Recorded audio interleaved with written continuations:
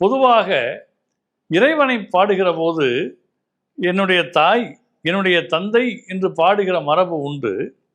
ஆனால் நம்முடைய நாவுக்கரசர் பெருமானை மீண்டும் சைவத்திலே ஆட்படுத்தியவர் அவருடைய தமக்கையார் திலகவதியார் என்கிற காரணத்தினால் சிவனை தாயாக மட்டுமல்ல, தந்தையாக மட்டுமல்ல, என்னுடைய தமக்கை, எனக்கு முன்பு தோன்றிய என் சகோதரி, அதுவும் சிவன்தான் என்று சொல்லக்கூடிய ஒரு அழகை நாம் திருநாவுக்கரசர் தேவாரத்திலே பார்க்கிறோம். இன்றாளுமாய் எந்தையுமாய் எனக்கு முன் தோன்றினளாய் என்று பாடுகிற ஒரு அழகு நாம் கண்டு வியக்காமல் இருக்க முடியாது.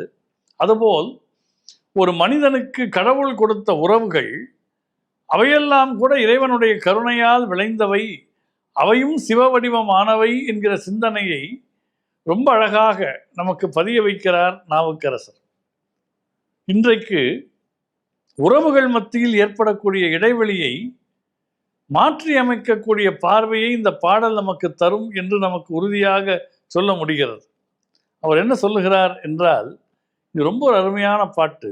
அப்பன் நீ, அம்மை நீ, ஐயனும் நீ, அன்புடைய மாமனும் மாமியும் நீ, ஒப்புடைய மாதரும் ஒன்பொருளும் நீ, ஒரு குலமும் சுற்றமும் ஓர் ஊரும் நீ என்று சொல்லிவிட்டு துய்ப்பனவும் உய்ப்பனவும் தோற்றுவாய் நீ என்கிறார்.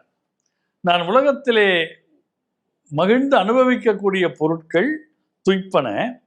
அந்த பொருட்களை வாங்குவதற்கு எனக்கு தரக்கூடிய வசதிதான் உய்ப்பன.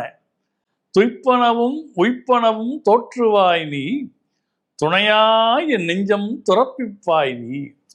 அந்த உறவுகளிலும் வரவுகளிலுமே ஒருவன் தொலைந்து போய்விடாமல் அதிலிருந்து உரிய நேரத்தில் விலகி நிற்கக்கூடிய ஒரு துறவு மனப்பான்மை இருக்கிறது. அதையும் இறைவன் அருளுகிறான்.